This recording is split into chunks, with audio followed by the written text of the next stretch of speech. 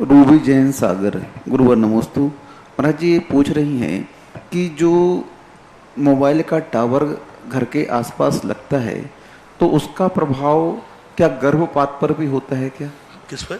गर्भपात जो हो जाते बहुत हैं। बहुत प्रभाव, मैंने कई बार बताया ना, बहुत प्रभाव गर्भपात पे तो 100% पड़ता है। टावर के 200 मीटर तक कभी भी गर्भवती महिला को रखना ही नहीं चाहिए।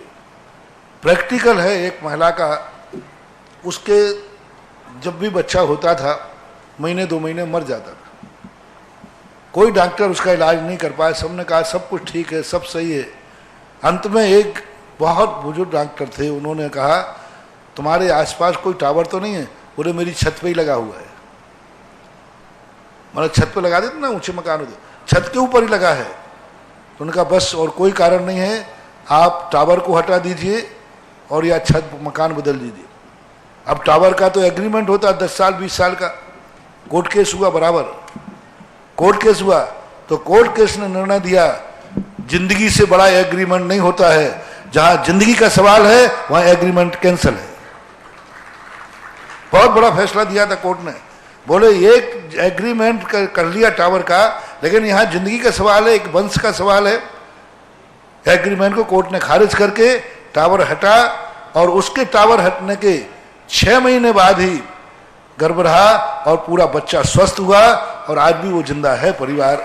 तो इनका बहुत बड़ा प्रभाव, मुश्किल से ज़्यादा समय नहीं, 10-12 साल 15 साल के बाद पूरी तरह से हर विज्ञान यही कर रहा है, चीज का आविष्कार करता है और बाद में उसको बिल्कुल डिस्पोजल कर देगा।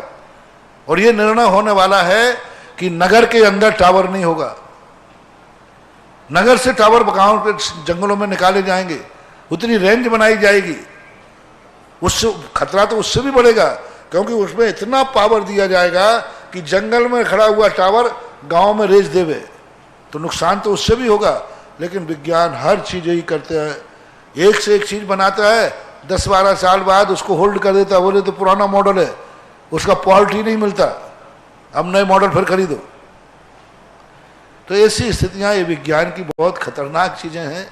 टावर बहुत खतरनाक, सबसे ज्यादा कैंसर में कारण है टावर का, क्योंकि ये रेजें कितने हजारों लाखों रेजें अपने शरीर में से निकल रही हैं।